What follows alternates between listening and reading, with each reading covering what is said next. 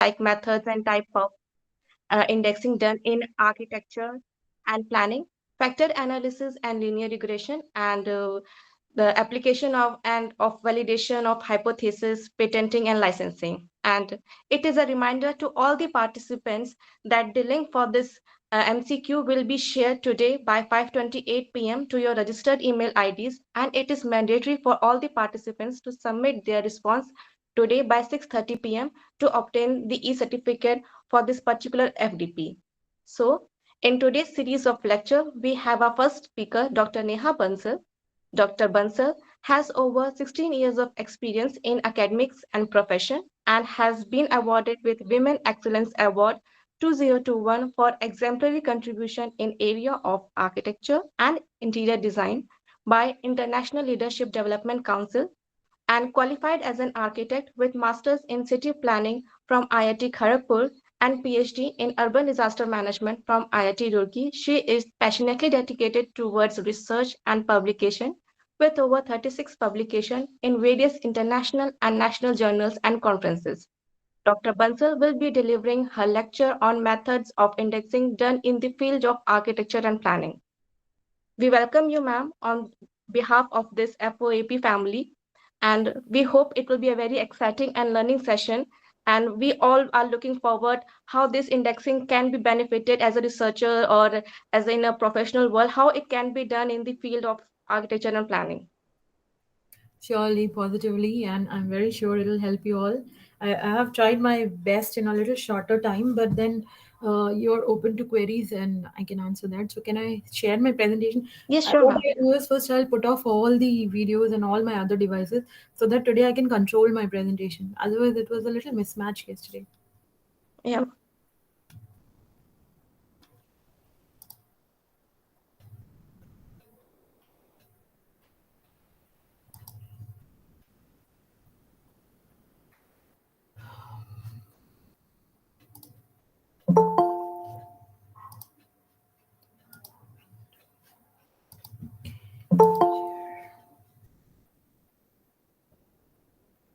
Am I visible? Is my screen really visible to everyone? Yes, ma'am, it is. Okay, okay. So we have from right from the beginning. All right, very good morning to everyone. Ma'am, And it is, sorry, ma'am, for interrupting. Ma'am, it is requested, can you put your presentation in the presentation mode? Because we can see the whole of I think PPT. there is a lagging on your network because I have put it on presentation mode only. Okay, ma'am, maybe. Is it coming now? Ma'am, maybe there is an error from my end. No, no, I think it's lagging. Maybe network issue. I'll put it again on the. I've removed and I've put it again. Is it okay? Okay, ma'am. Is it coming now? Ma'am, are you presenting the whole screen or a tab? No, I'm presenting the window, one whole window where I've opened the presentation only. Ma'am, kindly present whole screen, ma'am. Then it will be more visible, ma'am. Whole screen, all right. Yes, ma'am. Okay.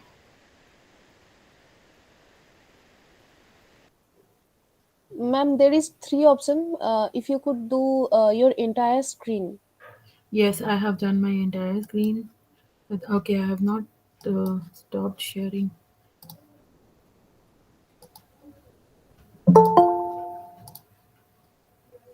Okay, now it's coming. Full tab Yes, mode. Yes, ma'am. ma'am. Yes, Yes, ma'am. ma'am. Yes, ma'am. Okay, okay, okay, okay. Okay, so very good morning to everyone. And I'm sure today is the morning session and it will be less, sleepy as compared to yesterday's session. But today is a little bit of more of texting than the graphics.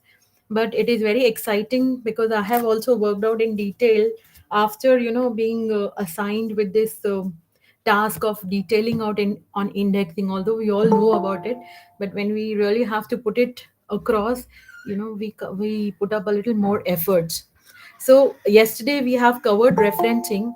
The next thing which comes after referencing is how do we really go ahead after completing the entire paper or entire research which you have written. One, we of course write with respect to the journal instructions, but then even before writing with respect to journal instructions, we should know what journal we should go for.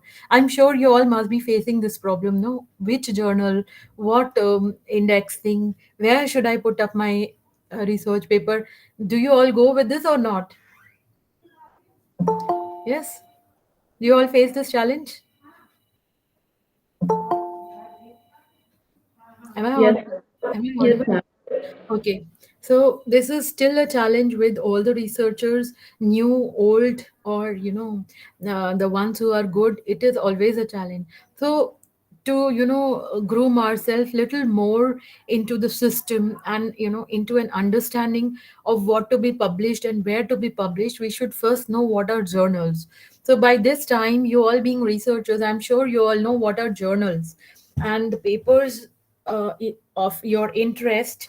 Which journals are more relevant to the papers of your interest or your field? Okay, what we want to see is this time the indexing of these journals, or indexing. We have heard words like Scopus indexed, Web of Science index, SSCI, SCI index. Do you know what is the difference between all of them, or how do you judge? Can I have just a little bit of interaction? How do you take it ahead? Can you please mute this sound, ticking sound? Yes? Friends, can you please be a little more interactive so I'll know where I'll go? How do you know, or what do you understand by these terms, SSI, SSCI, SCI, Scopus? What is your understanding on this? Anyone?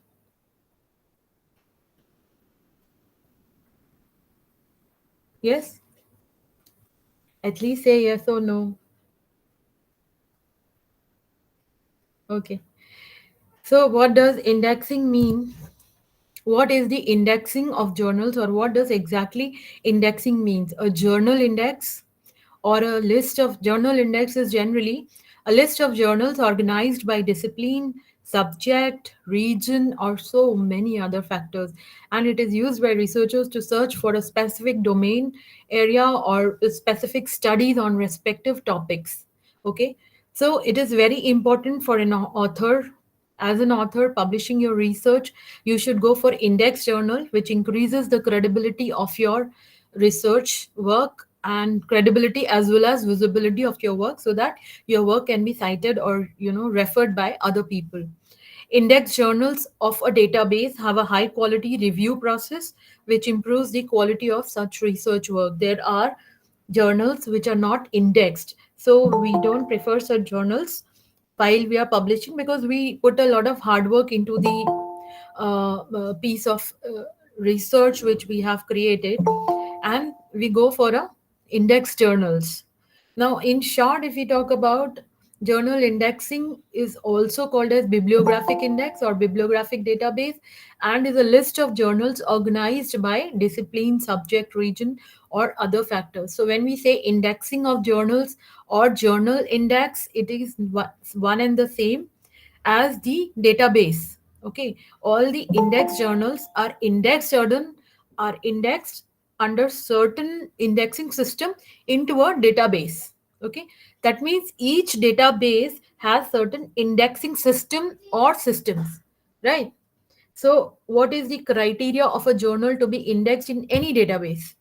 Okay, so for example, you have to some new journal is there and they want to get registered into the indexed databases, so they have to go through a very rigorous process and a continuous assessment, where they have to produce quality work and they have to produce continuous citations and they have to improve their impact factor.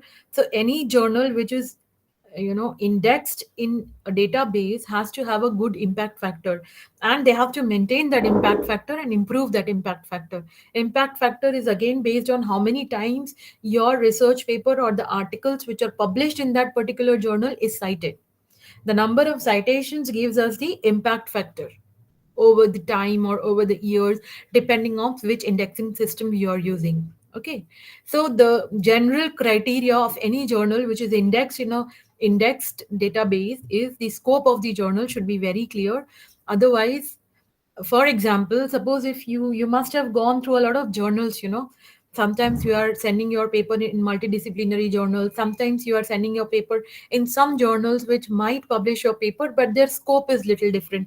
For example, if I'm, putting up the management journals where I want to publish the disaster management papers, but if I try to publish a chemistry paper in that, it will not publish because the scope of that journal does not deal with those kind of papers. Whereas that both the types of papers can be published in multidisciplinary journals, where if the chemistry is listed in that particular multidisciplinary scope, it will be published, it will be considered for publishing. Okay, then that particular journal which wants to register itself for indexing should have a clear ISSN number. ISSN number is nothing but the number which is given to each journal, whether indexed or unindexed. They have to get from RNI, that is I'm forgetting the name, but then they have to get their number from RNI, and it is a unique number which is given to each journal, registered or non-registered, indexed or non-indexed, but it has to be registered with ISSN. Whereas the conference paper proceedings and all are registered with ISBN number. Okay, so that is the difference. That is must for any journal to be indexed. Then commitment to publishing schedule and quality of peer reviewing. Every journal has to have a time frame under which it will publish their articles. They have to show their commitment towards publishing as well as the quality of peer reviewing. That is, they have to clearly state what kind of reviewing they want to do, whether single blind or double blind, or what kind of reviewing system they are putting up. It has to be very clear. Then provision of transparent editorial board information. Again, an important criteria when a journal has to be indexed. The editorial board has to be very transparent and clear, and they should be qualified enough to be the members of the editorial board. It is not that, today I want to put up an editorial board and I just make a journal and put up an editorial board. The editorial board has certain norms under which the members are selected. Okay, so it is important to have the transparent editorial board information. Again, provision of information on peer reviewing process as well as the copyright ethics, etc. The copyright policy is very, very important when you talk about, when really the journal comes into consideration, because of the large number of journals which are existing, and the probability of the same information being used over and over in different journals. So the copyright policy has to be very clear, and it includes incentives or punishments or ethics or similar things. Then they should also have, next criteria is they should have a digital object identifier.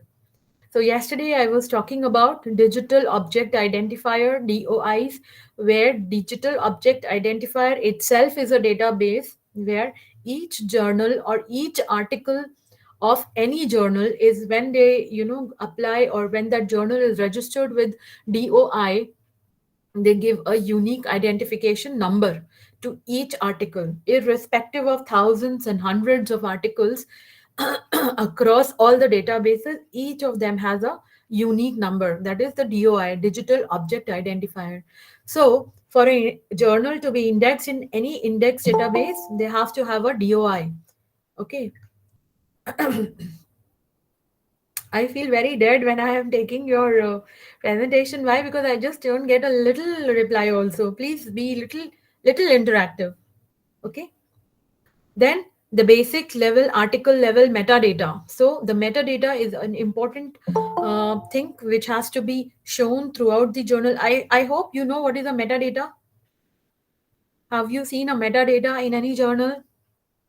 Anyone? Journal page? What is a metadata? Can anybody give me an insight? I'm sorry to interrupt, ma'am. Kanima, are you there in the session? Yes, ma'am. Can you open the control for the mic for all the participants? Because I think the It is participants are not able.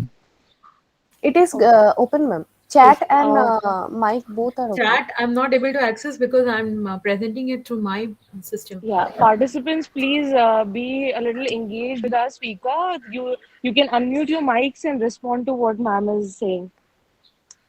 Yeah. Thank So it's very interesting when you will go through all these details. It might sound a little boring, but when you search your journals, and you are trying to identify a good journal for your paper which you have written so passionately, you will come to know a lot of things which you will think that I wish I had known this. So it is really interesting. So I was just asking about the article metadata. Anybody knows what is article metadata, or what is maps metadata, or what is the other sources where metadata word is used?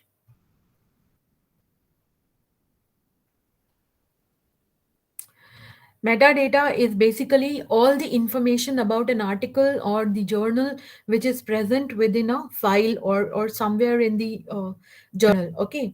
And that is very important because it is telling from where you have taken, who is the author, what is their background, every detail, what is the email, what is the phone number, which country, what is the process, where is your data. If you have published your data in Scopus Index or SCI Index journals, good quality Web of Science journals, they ask even for your data. So like if you have published your any particular suppose experiment based or indexing based, they take all the data. You have to submit it as a metadata file. Okay. So those kind of all the information related to your paper is called metadata. Metadata word is also used in other places where the background information is put up about anything. For example, like maps and all, when we download, we have a lot of metadata: which date the map was created, when was it accessed, what is the cloud cover, what is the so and so things when you are downloading the data for GIS applications or GIS use. Okay. So the next thing which comes into after such a so many parameters to be fulfilled by each journal, the process of inclusion in a journal index involves a lot of scrutiny and assessment to ensure that a journal meets basic scholarly publishing standards. Okay. So these criteria are basic criteria. It might be more, it will never be less than these criteria. It might be more for other databases, or some databases it might be these only. For other databases like in Web of Science, we have 28 criteria. Okay. So the journal which wants to index itself has to go through the scrutiny through these standards. A journal applies to a relevant journal indexing service requesting its integration in their database. This is after fulfilling this, they apply there. The journal indexing service will follow a thorough vetting process for industry standards and will then approve or disapprove the indexing of journal. So we want to know, where do the journals index, or where do they index? They have to index somewhere. What are the databases we are talking about? Or can they index in all the databases? Is it permitted to be, you know, a single database, or is it allowed for different databases? So far, as far as I understand, we all know two or three databases like Scopus. We all keep, chanting Scopus, Scopus, Scopus, because that is the minimum mandatory requirement for your research. In any university, that is the minimum. At least one paper you have to start for your comprehensive. Also, you have to give one paper at least in Scopus. Then only you're allowed to give comprehensive viva for PhDs. For masters, you have to at least publish one paper, at least Scopus Index. Okay. So we know Scopus, we know Web of Science. When we talk Web of Science, a lot of people are confused. What is Web of Science? What is Clarivate Analytics? Or what is, Publons? Or this, we all end up mixing things. So here we are going to talk about various indexing databases. Okay. So what are various indexing databases? Now, if we see the left side of the screen, the databases that are created by different organizations from time to time are called indexing databases. The organizations which create these databases are either public bodies or analytical companies, or publishers themselves. So these are the three major categories under which the databases are created. They are owned by these people. Okay. Now, different categories of databases exist based on specific criteria. As I told you, Web of Science has more criteria for a journal to be included. Scopus Index database might have a little, relaxed criteria, but the minimum which I have stated were the minimum criteria. Below that, if the journal does not satisfy that, they do not allow that journal to be indexed, to apply for indexing.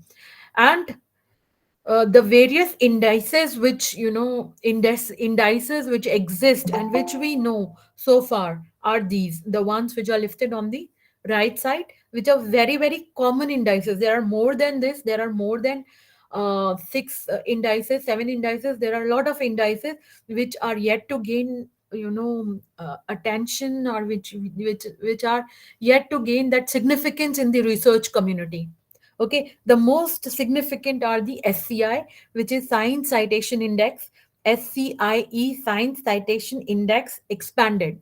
Recently, SCI and SCIE are merged because there was a little confusion in selecting the journals. They were repeating SCI is the subset of SCIE, which is nothing but expanded Science Citation Index. Then we have the Scopus indexing system.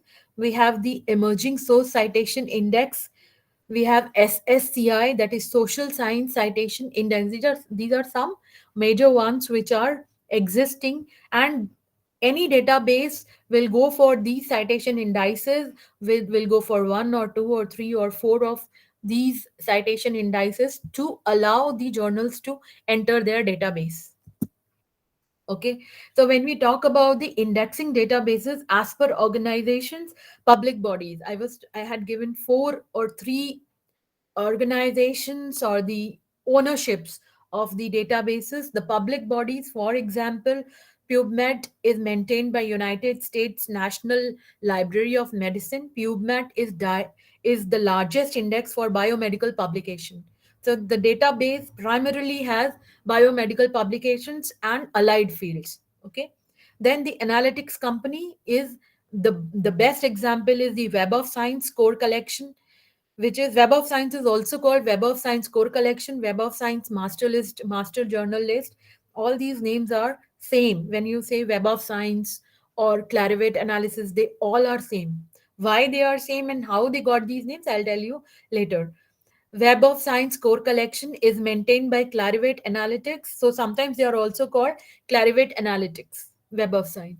The Web of Science core collection includes journals indexed in the following sub-indices. So Web of Science has four major citation indices which they use for evaluating a journal to enter into their databases. One is the Science Citation Index Expanded, SCIE, which was earlier SCI and SCIE separately. So if your paper is published in SCI journal earlier, it is same as SCIE now.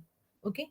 Then Social Science Citation Index, which is primarily dealing with the social studies and related fields, and it is termed as SSCI. We have Arts and Humanities Citation Index, dealing with the relevant, as the name suggests, with this index, and this index is called AHCI. And the Emerging Source Citation Index.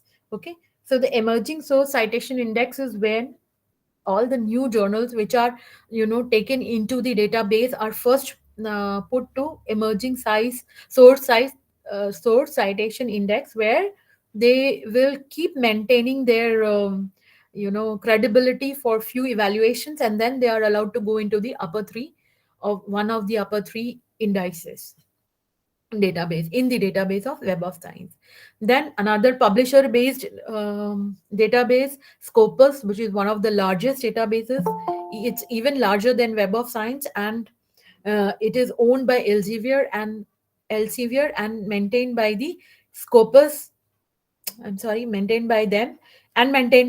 Scopus includes journal in all disciplines, but majority are science and technology journals, and the Scopus Content Selection and Advisory Board controls the Scopus database.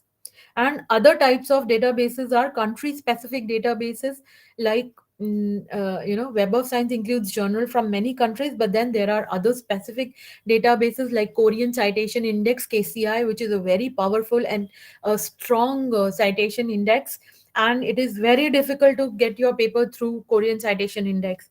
It has a very stringent rules in their publication.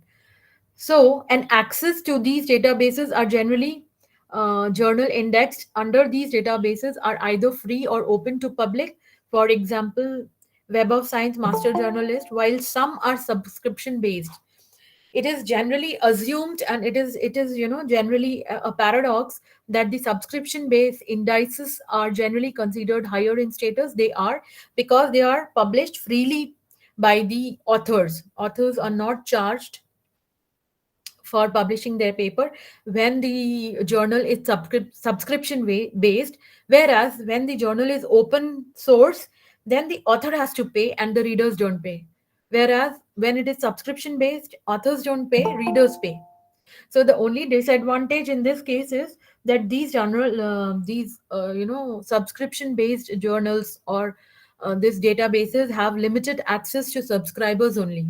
Whereas if you publish your paper in open databases where you pay and publish, then your paper is likely to have more citation in shorter duration.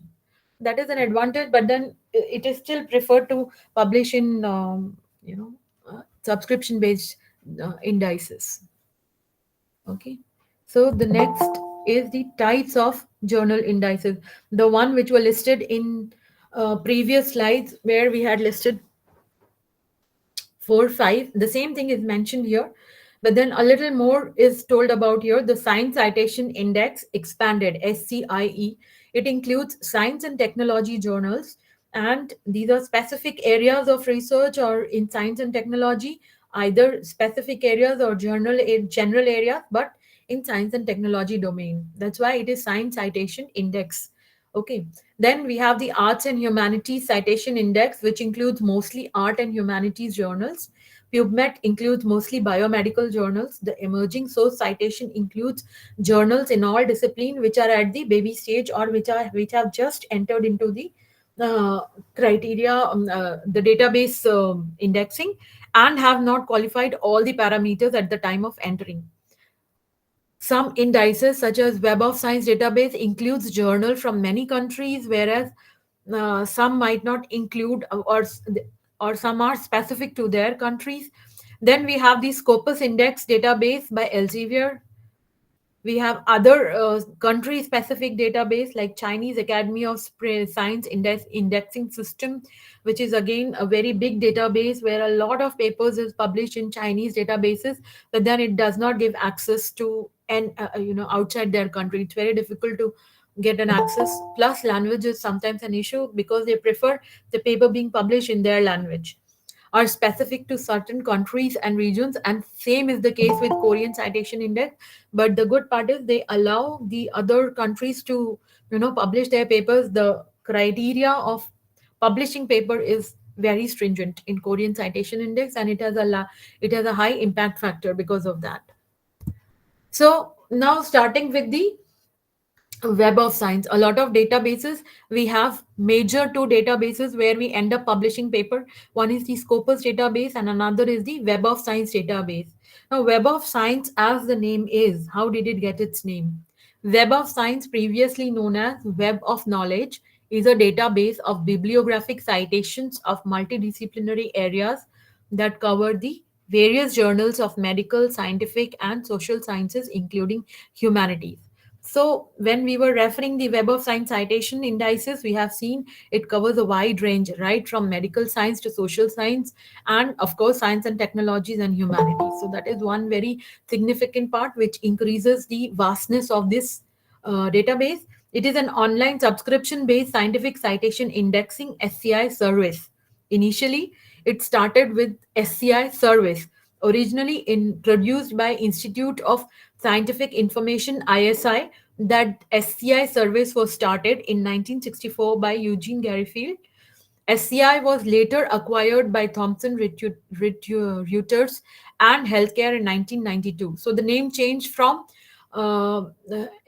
SCI service to, or ISI services, to Thomson Reuters Intellectual Property, and it was known as Thomson ISI. Later, it was again taken up by and maintained by Clarivate Analytics for providing comprehensive citation search in all indexing. So now it is also called as Clarivate Analysis of Web of Science or Web of Science Core Journals. The name of the overall database is called as Web of Science Core Collection, and since it has core journals, so it is also sometimes referred to as the Web of Science Core Collection Master Journals. Okay. So this is, in short, the name about the name of the Web of Science and their indexing indices on which it is based. So there are other databases in academics. The top databases in research, which are mostly observed when you are searching on your Google, include Scopus database, Web of Science, PubMed, ERIC, IEEE, IEEE Explorer, Science Direct. I remember when I was doing my PhD, Science Direct was one of the databases which were registered in IIT Roorkee, Web of Science and Scopus. So we ended up searching into Science Direct and Scopus mostly. And then we had Directory of Open Access Journal, DOAJ. Most of the journals, when you will see the journals page, even if they are not registered with Scopus or Web of Science, they are generally registered with DOAJ and Science Direct, because their integration into the system is a little easier. Registration into these journals is still easier. These databases themselves might be a part of the bigger databases like Scopus or Web of Science, or they may exist individually at times for some journals. Okay, then we have JSTOR, which is again a very known one, and it has a good impact factor. So this I have taken from website. I'll give you all the references at the end or probably later on, so that you can see it yourself. So coming down to the first biggest database, which is the Web of Science database basics, it includes four major citation indices. We have already seen, due to the two different indexing categories. Recently in 2020, Clarivate Analytics announces the integration of SCI and SCIE. SCI, Science Citation Index, and Science Citation Index expanded. It was merged to single, that is Science Citation Index expanded. Okay, so any papers which are published in SCI are also automatically now known to be published under SCIE. So there is no variation. I've heard a lot of research scholars, or for that matter even researchers, whether faculty or other people, talking about, I want to publish my paper in SCI, the other one says I want to publish in SCIE. It is one and the same now. Okay, so these are the four citation indices which are a part of the Web of Science database, which are under which the journals are registered. So the selection criteria of Web of Science is, again, I have told you, it has the same criteria as the one which is in general, but it might be having a few more, like proper peer review process. It should have a proper peer reviewing process, ethical publishing practices, technical requirements, good bibliographic information. I don't know if you all have ever experienced this, but I have experienced that my paper was rejected. My paper was rejected for having a bad bibliography. I mean, there was not sufficient bibliography, is what the author told me, for Emerald publications. So I was shocked. So I told him in my reply, that time I was a little younger. I told him, I don't want to refer other journals. So why should I put my or increase my bibliography unnecessarily? So then I understood that it is not that what you want to do, it is that what is significant. If you do not refer the significant work which is done in your field, then your quality of research is not considered to be good quality. Because if you don't know the important work or the most appreciated work to begin with your research, then your quality of research stands nowhere. And that is why we need to have good bibliographic information. They really focus on bibliographic information. Then they also consider the journal recommendations requested by Web of Science users. For example, if you publish your paper and you give them certain feedbacks, they do consider integrating that journal into a higher level, or taking care of those journals. So it is very important. Other than those criteria, so in Web of Science Master Journals, MJ, of Web of Science Core Collection Journal List, the indexing process of journals are based on 24 evaluation criteria minimum. In all, there are 28 evaluation criteria, out of which 24 evaluation criteria are primarily for the quality purpose of any journal which wants to index, whereas the other four evaluation criteria are for the impact factor of that journal. Okay, so if a journal passes 24 evaluation criteria quality parameters, then it is first indexed in ESCI, Emerging Source Citation Index, and monitored for its quality and peer reviewing process and consistency in citation and other metrics. Okay, journal metrics which is evaluated over a period of time, maybe weekly or maybe monthly. No, it's generally weekly or daily. So that is how the new journals are listed into ESCI database, and then it will be ranked higher to ESCI in SCIE or other citations depending upon its scope or depending upon its performance. If it increases the, or if it qualifies all the 28 parameters, then it will be shifted to the other indices where it fits into, where it wants to go into. So there is a basic difference between ESCI and SCIE. Why do we say that? Emerging Source Citation Index and Science Citation Index are different. Why? Why do they go for such criteria? So the indexing criteria, as I have already told, there are 28 criteria for Web of Science journal list. For Web of Science journal list to be, taken up into that, whatever I've mentioned, it is nothing but the same thing. So overall 24 criteria are focused on quality of the journal, and the 4 criteria are related to impact factor. The same thing, those 24 criteria are listed here, which are ISSN, title to match. ISSN, this is another important thing for them, where your title should really match with the ISSN number which you have obtained. When you are obtaining your ISSN number, you have to give them a apprehended title, or a title is given to you. So many times journals, they subdivide their journal categories into different titles. So for Web of Science journal, it is mandatory to have the titles matched to their ISSN number.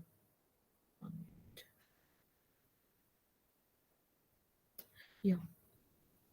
Okay, then we have the publisher details. Good publishers, they want good publishers to be a part of it. URL should be clear, content access, robust peer reviewing policy, that is the minimum double blind peer reviewing. Contact details should be clear, scholarly content should be there. Similarly, we have the 24 criteria which we can refer for understanding the evaluation of the journals which want to enter into the database. The 4 additional criteria which are there, we have comparative citation analysis, author citation analysis, editorial board member citation analysis, and content significance. Now these are the criteria which I don't think so we need to discuss in depth, because there are other important things in understanding the impact of the journals or impact factor of the journals. So I leave this particular thing open, so we can discuss this at the end if we have time. What I want to ask you at this point here, have you ever done a bibliometric analysis of any research which you have done? Anyone? Bibliometric analysis research paper? Yes or no? No, ma'am. None of you? No, ma'am. Okay. So I'll tell you what is bibliometric analysis. Bibliometric I analysis. have done it, ma'am. Yes, you have done. Yes. Okay. So what do you do in bibliometric analysis? Ma'am, we have, like in our university, they have provided us with our software workshop, and then we came to know that how BiblioShiny and how we can extract the data, and how we can identify the gap, and how we can write a review paper over it. Yes.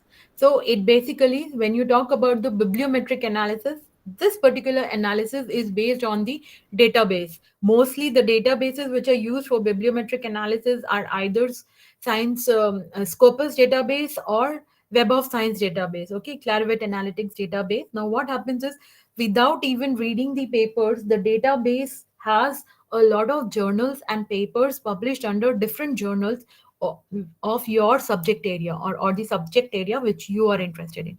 For example, I'm interested in urban floods. So I have searched on my database platform, or the interface. I have searched the various my keywords. I've put some keywords, and I have refined the journals which I want to, or the papers which I want to refer. So now how do I without reading all those 100 or 400 or 500 papers, without reading those papers, how can I understand the literature review gap based just on the keywords and the abstracts and the their references? So that is what is done using the bibliometric analysis, and for that we have two or three softwares. One is BiblioShiny software, and another is R software. One of my research scholar has published recently, but unfortunately she has not published in Scopus Index journal. So it's like it took a little while. Very few journals publish such analysis. So when you do those kind of analysis, the criteria analysis, no, comparative analysis, what is that, comparative citation analysis, all this can be done through those softwares to understand the analytics of any journal. For in this case it is journal. What we do in bibliometric analysis, one of the ways of bibliometric analysis is we try to understand from the keywords, or which are the most used keywords, which are the countries which are most working in this area, which are the areas where particular keywords or particular area is more into research. So all these things can, or what are the main key authors in this area, all this information is there in the metadata of each journal paper, which is available on the database. Okay, but then the only disadvantage is you need to have an access to the database, which is generally provided by the university subscription. For example, if I'm not in the university or I don't have university login, I cannot download it from my personal ID or when logging into Web of Science or Scopus, because I have not registered myself to the database. The institutes do register. Okay, so this is one thing where you can also write a research paper, and which becomes really an eye opener. It's the first thing which you can do when you are doing your research or starting your research. Okay, coming back to the science, Web of Science, ESCI and SCI. So we are now clear what is ESCI and when does the journal go from ESCI to SCI.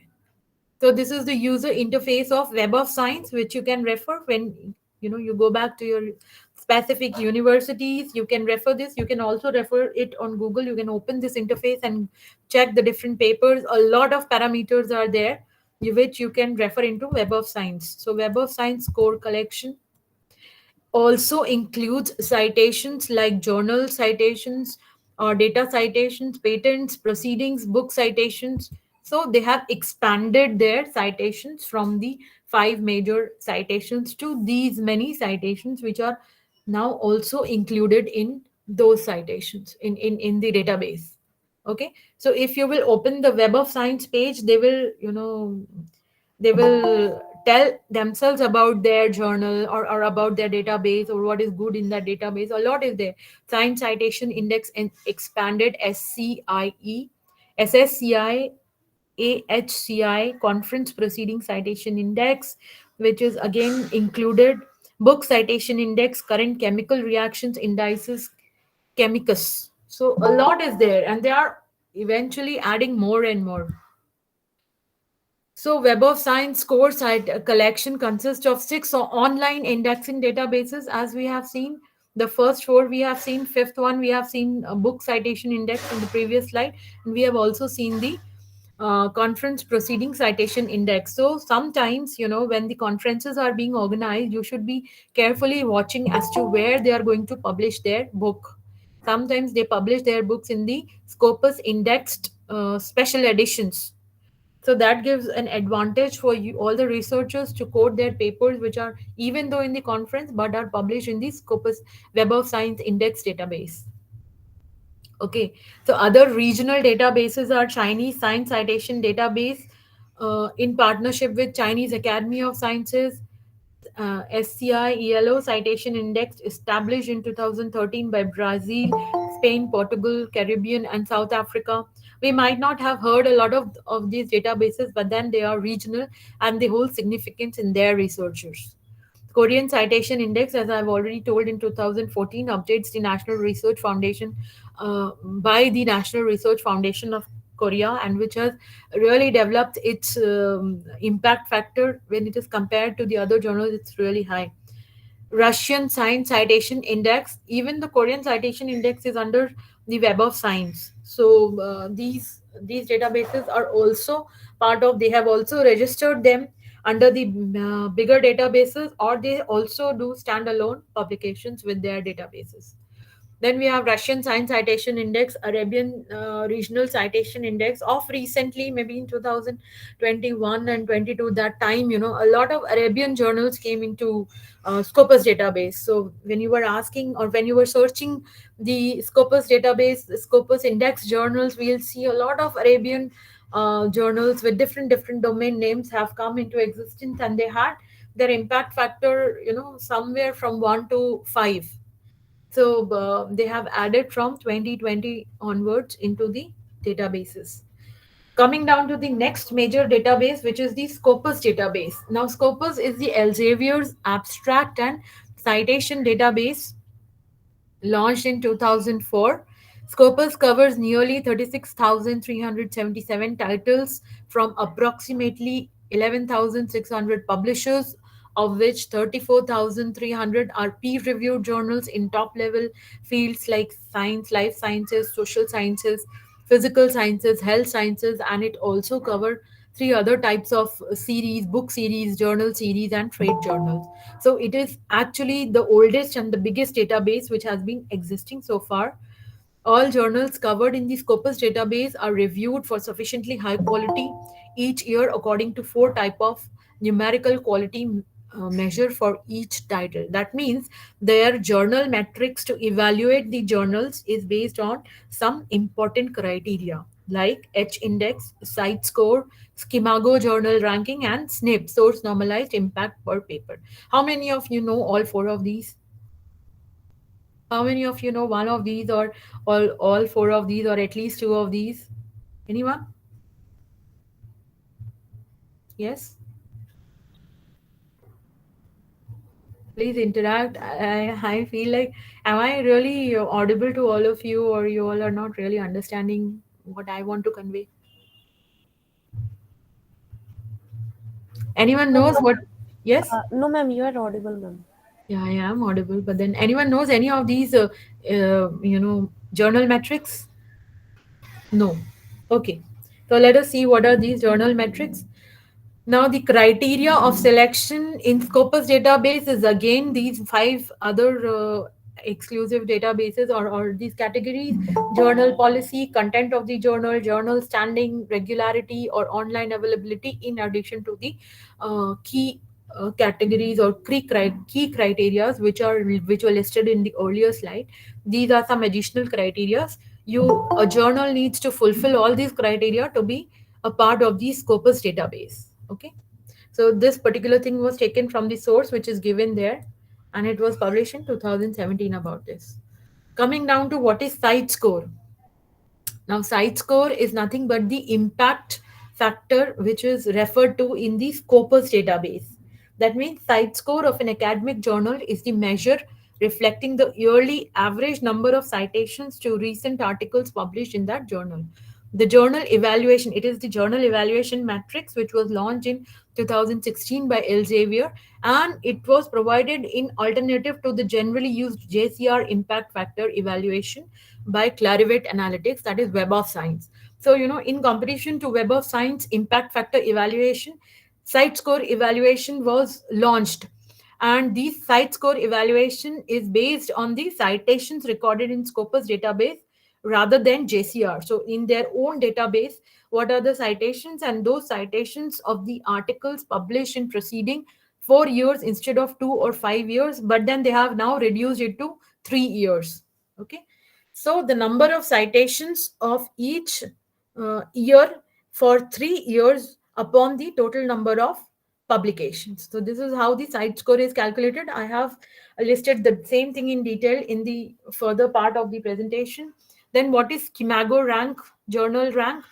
Scimago journal rank. Scimago is nothing but the Scopus index journal ranking, where the Scopus itself ranks its journal within itself. So that is Scimago journal rank is an indicator which to measure the prestige of scholarly journals, that accounts for both the number of citations received by the journal and the prestige of journals where the citations come from. So this is the SCI Scimago journal rank and site score. This is in reference to the Scopus database.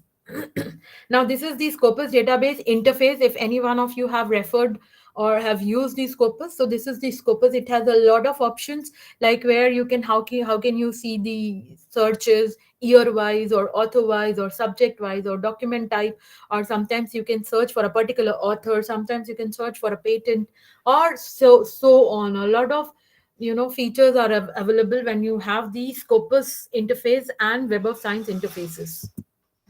Other types of databases are PubMed. PubMed is, again, I've just listed what it is. PubMed is the number one resource for anyone looking for literature in medicine or biological science, and it covers approximately 13 million items.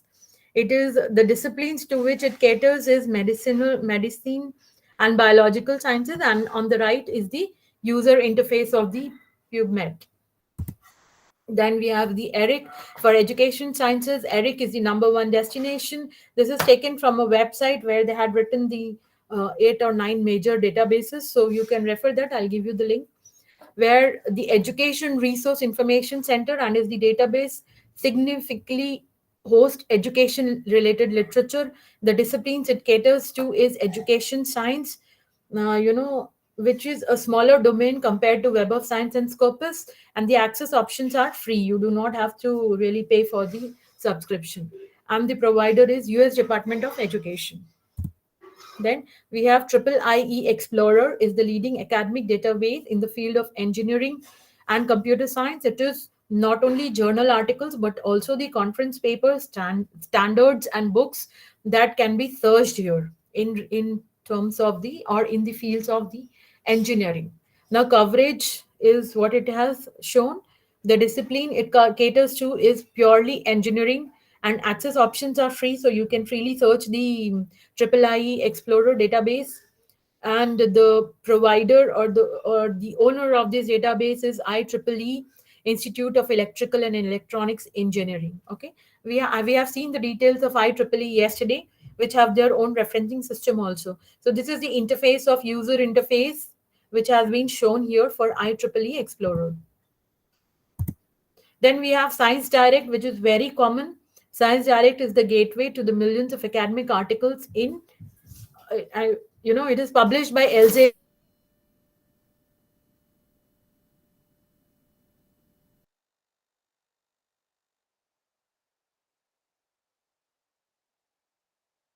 Are being added.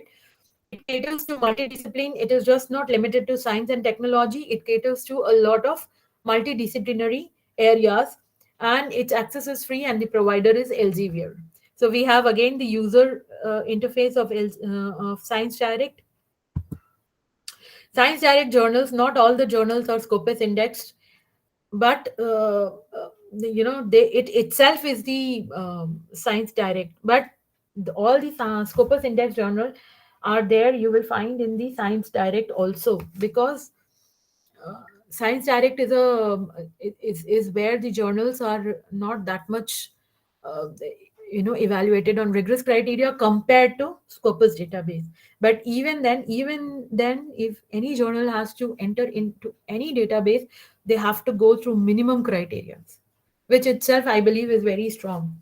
So Directory of Open Access Journal, DOAJ, when you will see the journals, a lot of journals, they are registered with DOAJ. DOAJ is a special academic database, since all the articles indexed are open access and can be accessed freely of charge.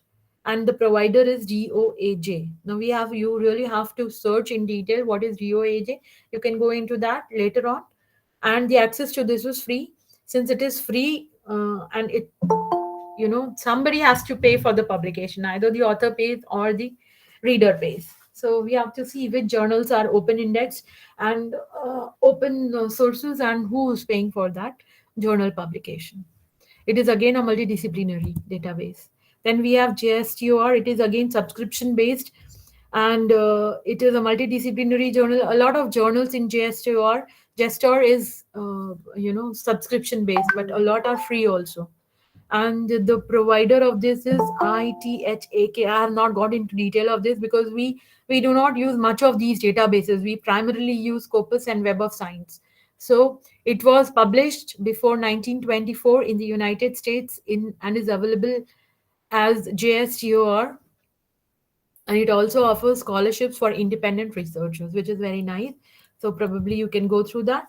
Coming down to the citation metrics and the impact factor or impact matrices of any journal, citation metrics. So we have seen what is the citation metrics. We have impact factor, we have site score, we have SGR, we have SNP, we have H index, we have I10 index. These are the major terms, when you talk about the indexing of any journal or impact of any journal.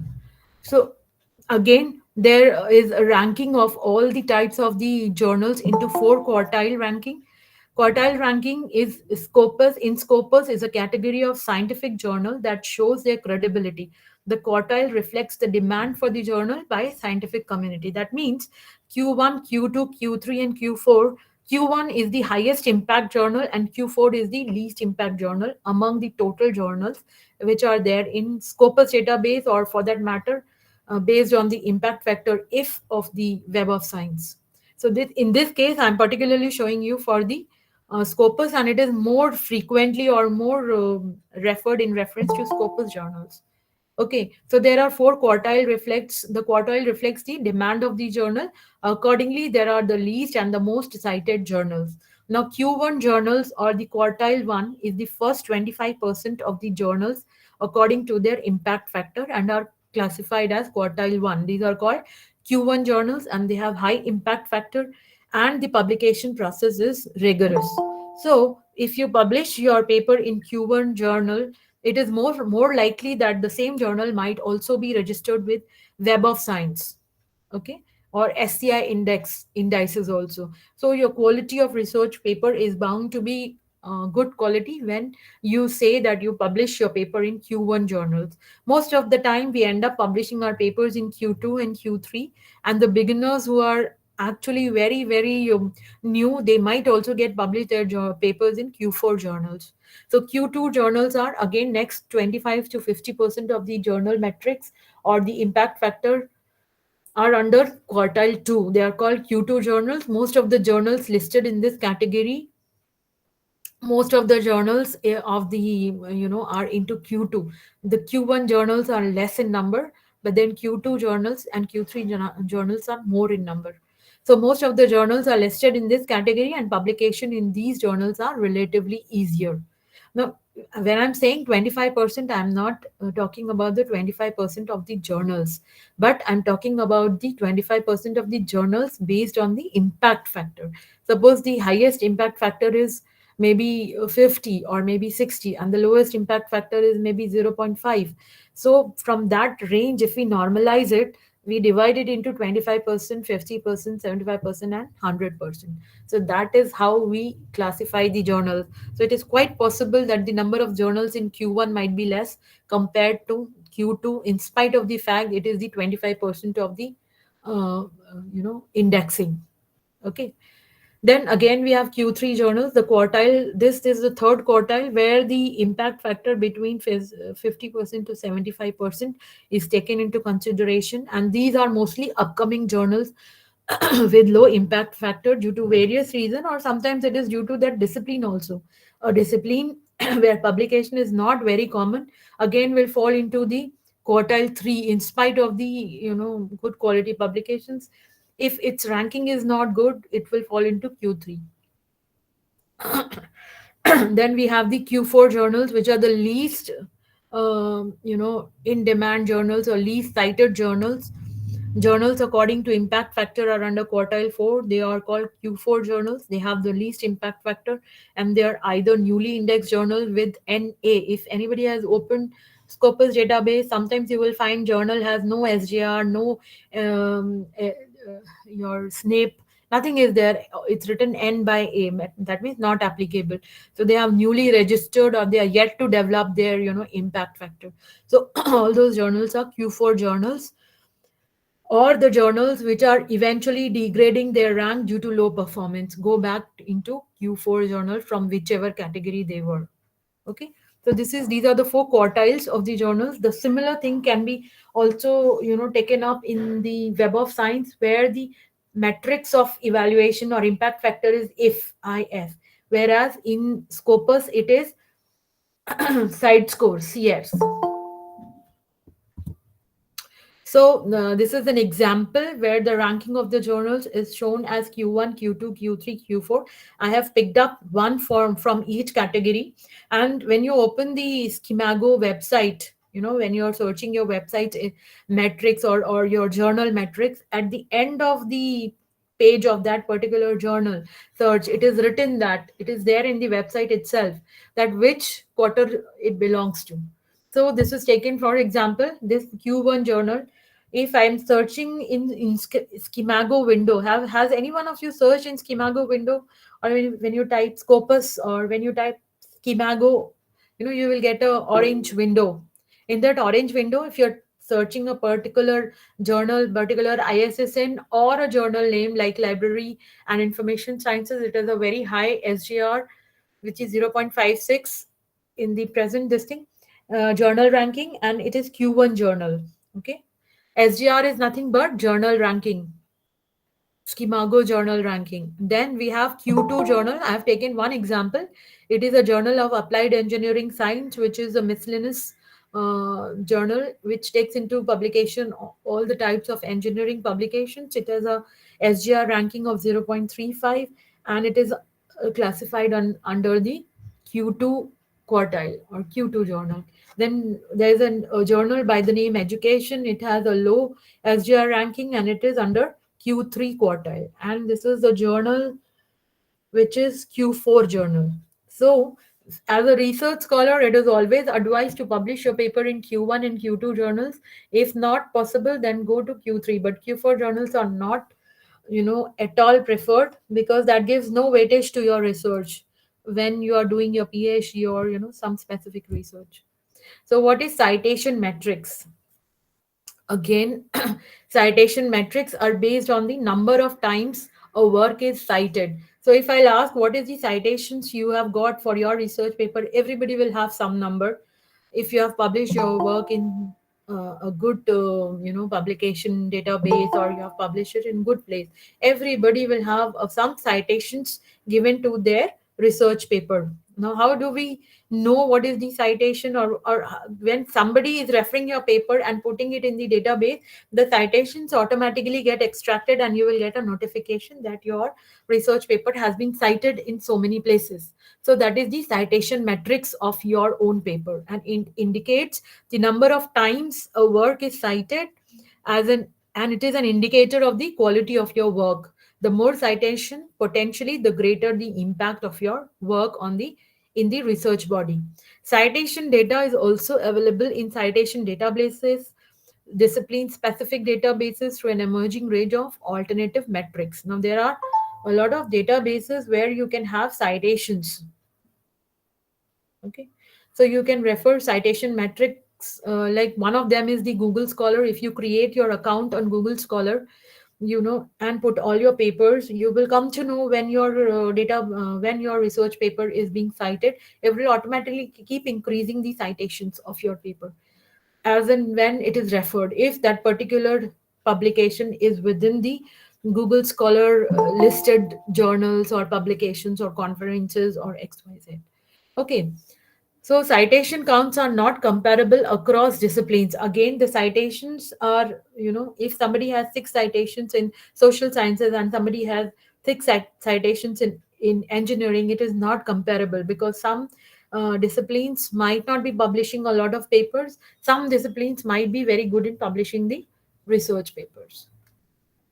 So we have the article databases or citing databases. Time cited, Web of Science, they generally take into consideration the Web of Science BioSys citation index.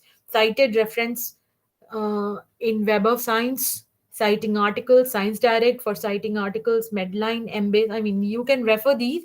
So these are the places where you will find the citation metrics, each of them. If you will open your Web of Science, your own authors page, you will find your citations, if at all you got your citations. If you will open the Scopus or your Scopus registered authors page, you will also find if any of your Scopus papers are being cited, you will find in your metrics. Okay, So we have next thing is citation metrics. So this is different citation metrics by which the citation has been evaluated. Now these, out of these, what we understand is Google Scholar metrics and the H index and impact factors is Schemago Journal and Country Rank Theory and Practices of the G Index. These are most common with us. Aging factor is generally with respect to the JCR. Again, that is the Web of Science. And Google Scholar Metrics, it has a lot of databases registered to itself. They might not be in Scopus or Web of Science, but other databases are also into Google Scholar. So the Google Scholar Metrics will actually give you a lot of more impact to your publications when you put up in your Google Scholar account, and you create your profile, because it has a lot of databases other than two major databases. And H index, I will discuss H index. What is H index? That is, it has a formula by which H index is calculated. Then we have impact factor. The impact factor term is primarily used by the Web of Science database to evaluate the impact factor of their journals. Schemago journal ranking, we have already seen that. Again, the journal ranking and its database has the metrics also, citation metrics. Okay, you open Schemago once in your Google.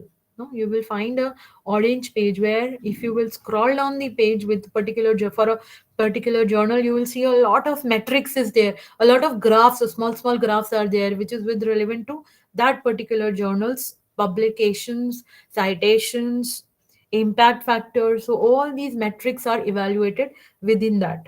Okay. So next we have the H index and I-10 index. Now what is H index? This H index, the concept of H index was first proposed by J.E.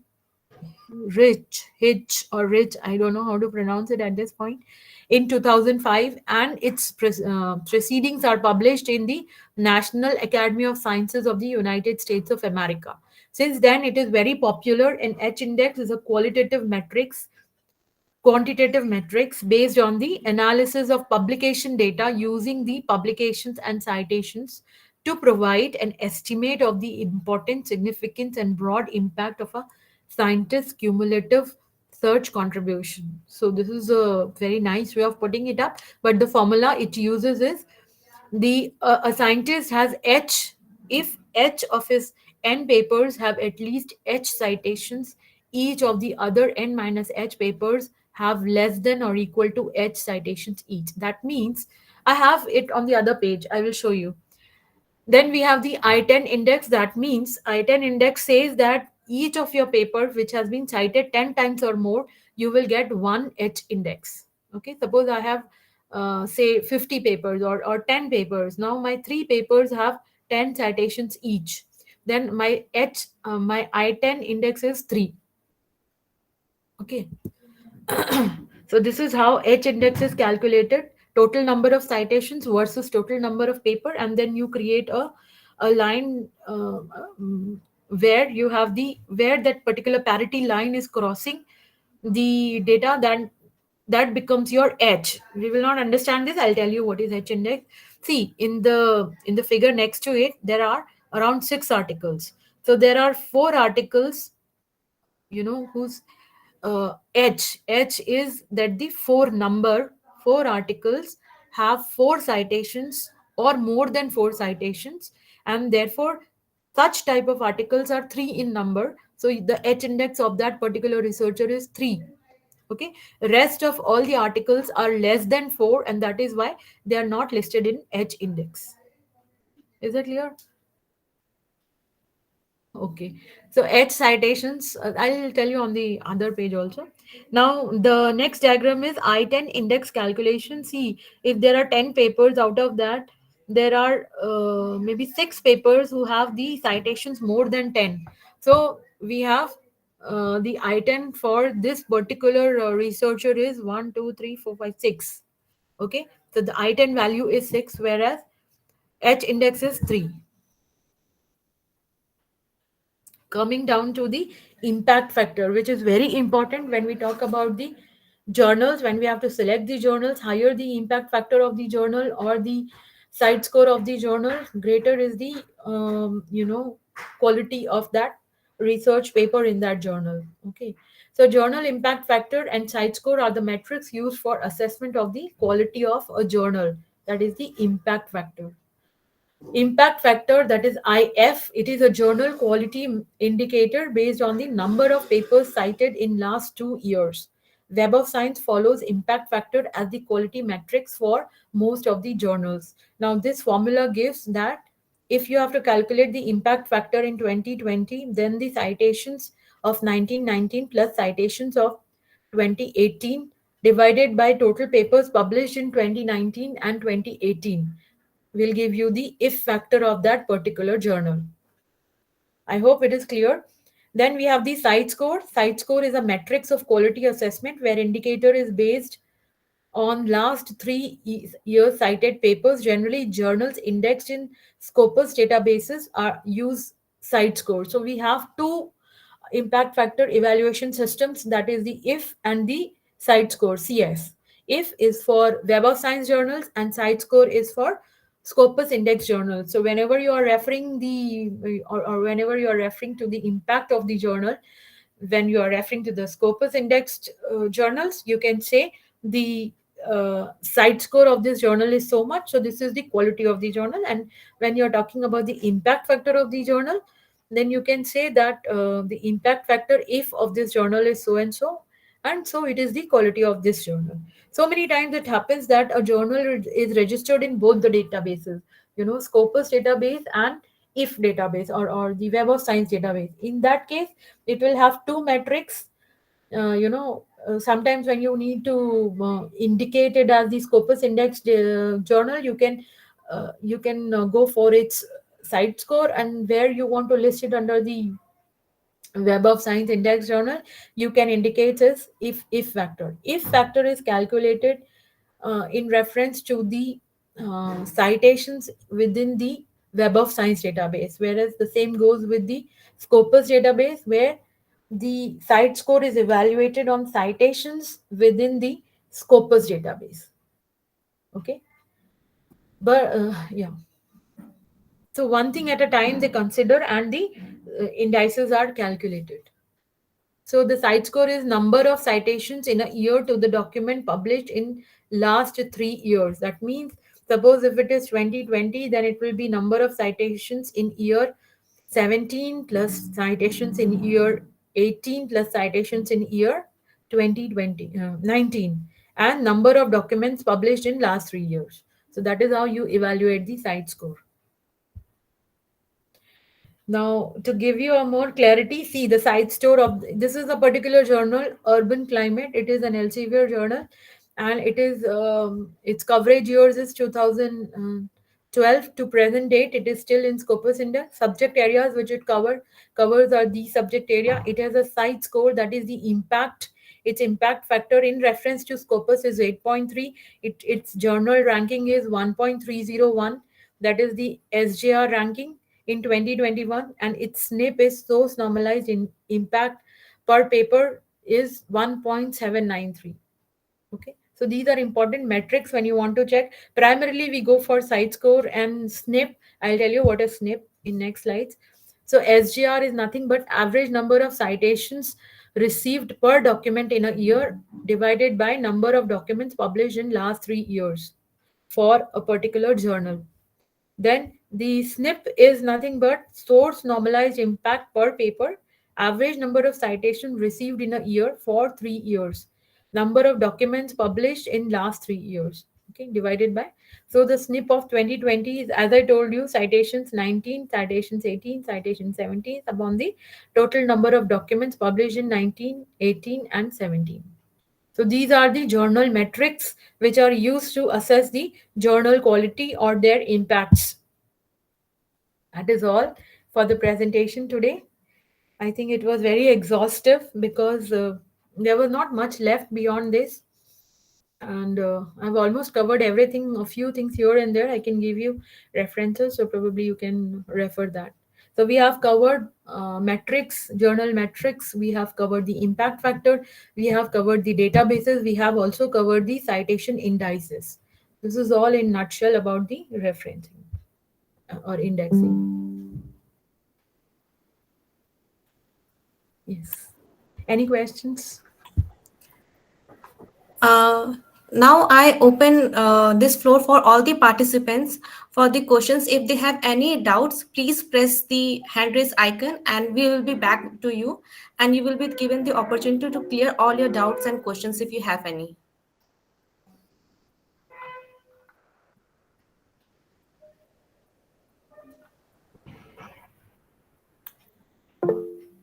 Yes, please. Yes, Akshay? Yeah, good morning, ma'am. Yeah, very good morning. Tell me. Ma'am, so my question is how to calculate the H index of any author. For example, I'm not very clear about that. If I have 10 papers and one paper is cited more than 10 times, so how can, and the others are less than 10 or 5, so how to calculate the H index? So you should know the point from which it turns into edge, basically. For Mhm. that, you have to plot your total citations versus your total number of paper, and you have to draw a graph line, which is based on formula, some formula, which of the graph will automatically detect. I can tell you the details. I'll give you the reference, and from that, the point at which it cuts your, graph line versus that line. What is that line? Parity line. How to Parity line, create right? that? Yes, parity line is created using Excel sheet, and the softwares where, if you put up your Google Scholar profile, they will automatically calculate that. From time to time your H index will change, can change, because if more and more papers are being, improved more and more, if you have more and more citation, then H index will increase, but it will not increase beyond your total number of publication. Okay, okay. Thank you, ma'am. Any other question? Participants, please be free. If you have any questions or doubt, ma'am is here. You can surely avail this ma'am, her expertise and experience. Please be free and ask any doubt or any questions which you have regarding your research or anything regarding the indexing or anything. Yes, yes, Nilofer. Uh, yeah, hi, ma'am. First of all, thanks a lot for a very informative session, like not just for today, even for yesterday. So, I have a question because I'm pursuing and I just started my PhD at SPA Delhi.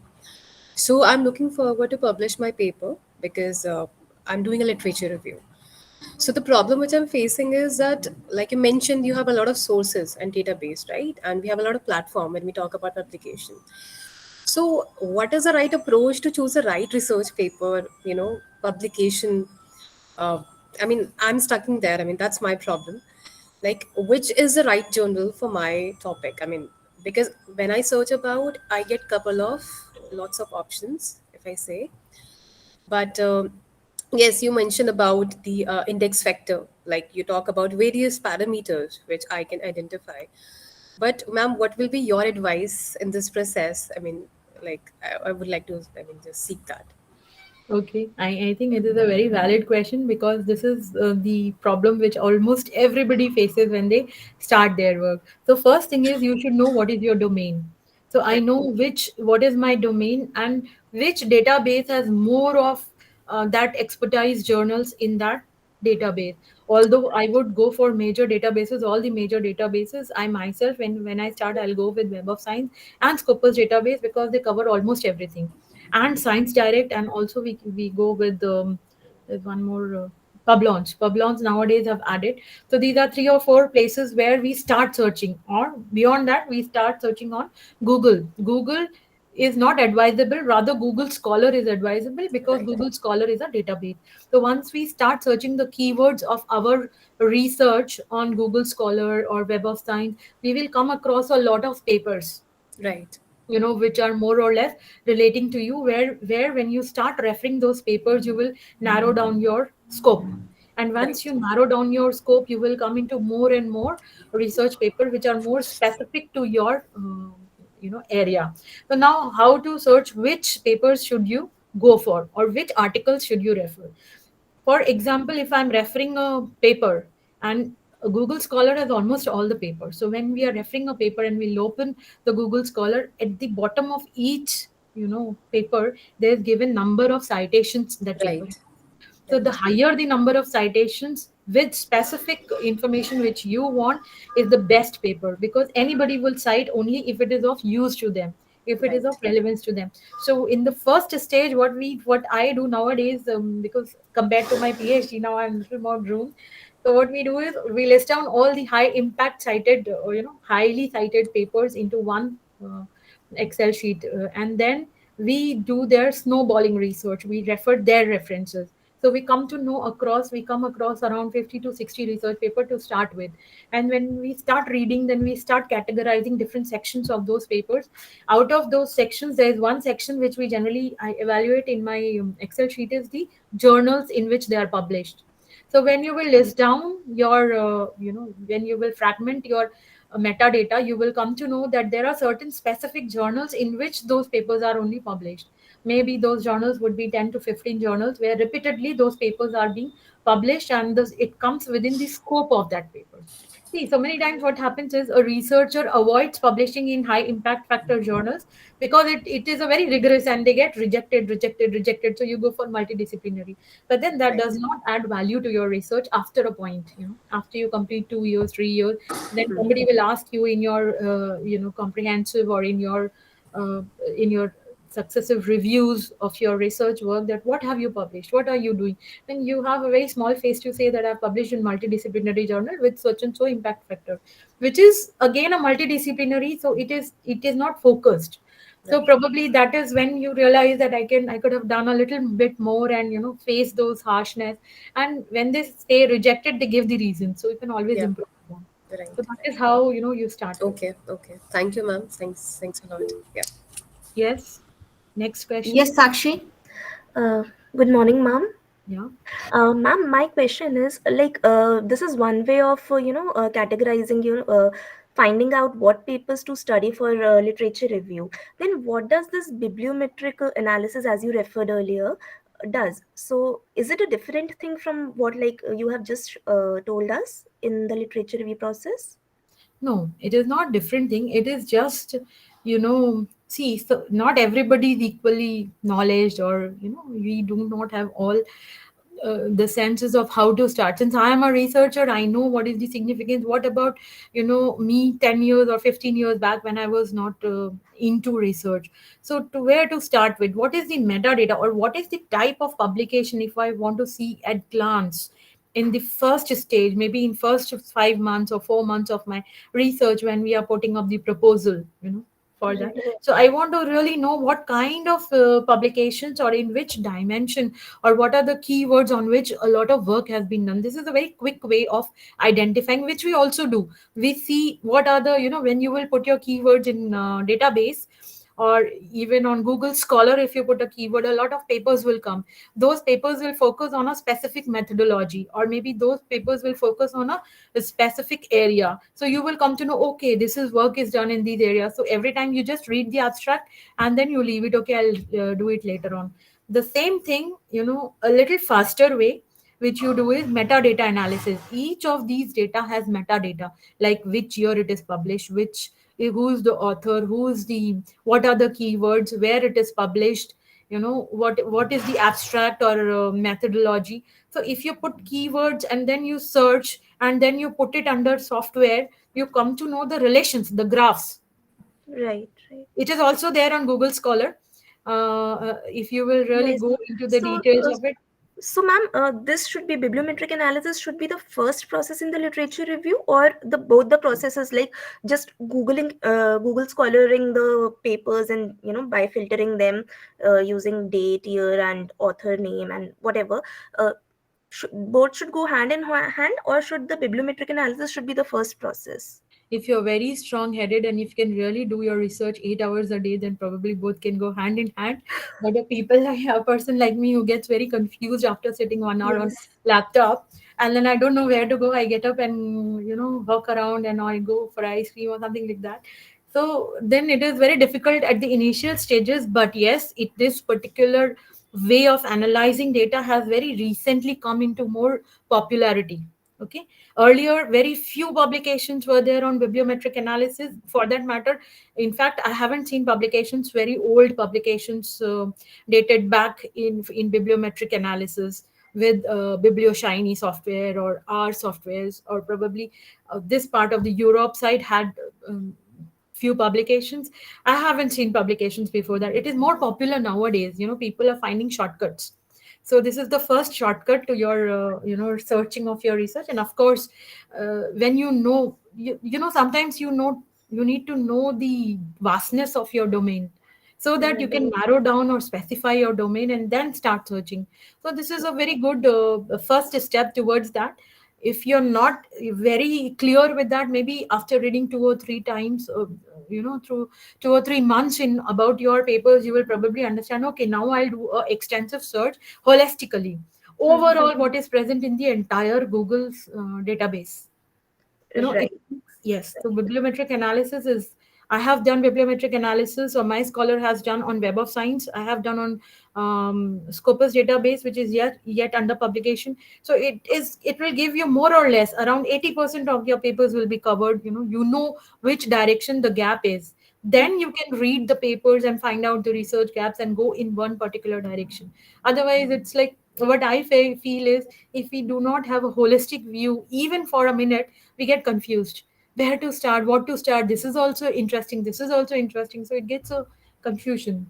I mean, this is a step we can you can do it, or you can do after some time. All right, ma'am. Thank you so much. Thank you. Yes. Yes, Akshay. Abhay. Good morning, ma'am.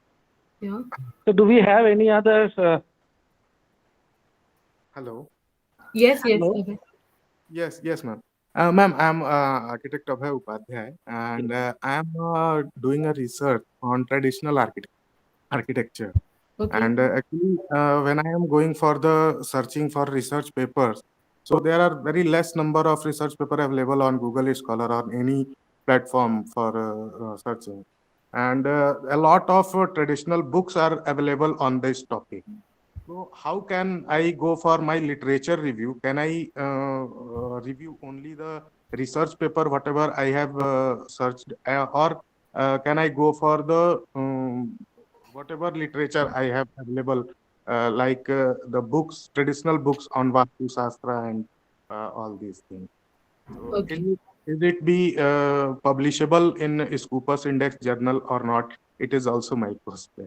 Yes, of course. All the type of publications are possible in Scopus Index and Web of Science also, and it is even possible in the other journals also. You just have to, actually, you're not getting a hang of what is your area of research. So what I would suggest, that to start with, so your searching, you need to modify your keywords. Suppose you want to, sometimes we are stuck up with the keywords and it will show limited papers. If you're not getting results in Google Scholar, start with Google.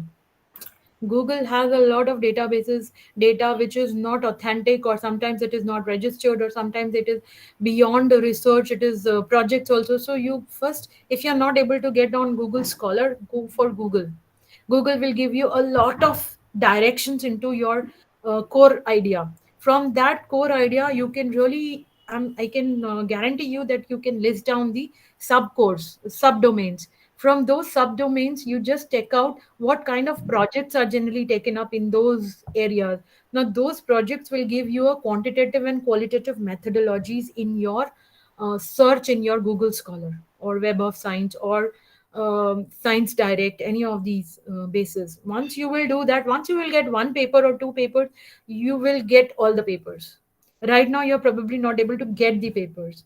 And of course, it is possible to publish. And even if, suppose, for example, your topic is very, very, very popular, so we have a lot of papers on this.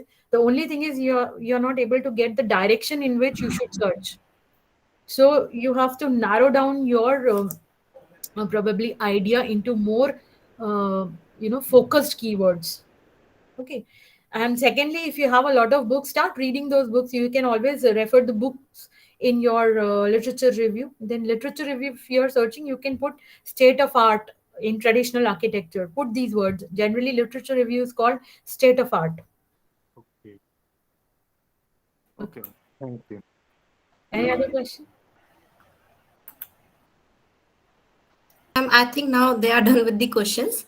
So thank you, ma'am. You really enlightened us by sharing your many experiences and knowledge as an expert, and important topics such as criteria of journals to be indexed and various indexing databases, types of indexing databases as per the organizations, and how to go for the top preferred databases in academics, and what is the difference between the ESCI and the SCI, and about the journal matrix. All these topics will surely help out the researchers, those who are here with us in this FDP. And we I'm would very happy that you can catch up the words while you're speaking, which is really very, very happy to me. I mean, I feel that. First time I attended a similar lecture in some place, I was still confused after coming out of that presentation what was going on in IIT Roorkee. What are they trying to say? And it was a management group. I mean, they generally have these kind of presentations. So the department, so it was very confusing for me.